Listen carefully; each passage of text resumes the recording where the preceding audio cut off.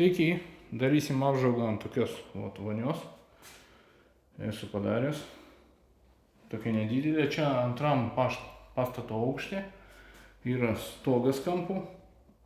Tai visą pirma buvo išbetonuotas dušas su nuolydžiu.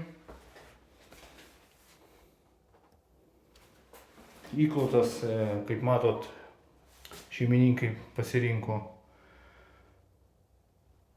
tamsų.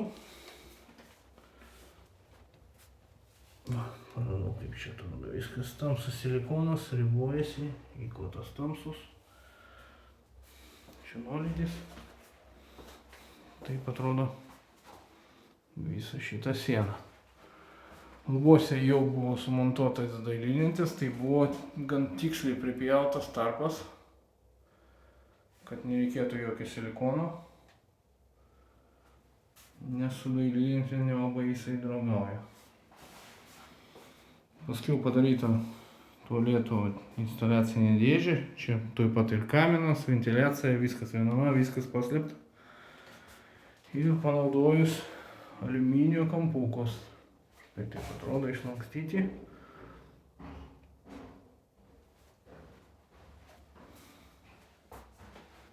Štai tokia maža fainulka.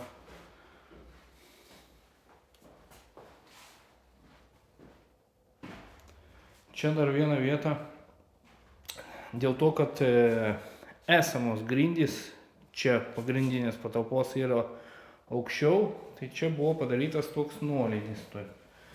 Šitos pusės gal nesimato, bet taip pažiūrėjus, yra gal koks centimetras nuolydis į vonią.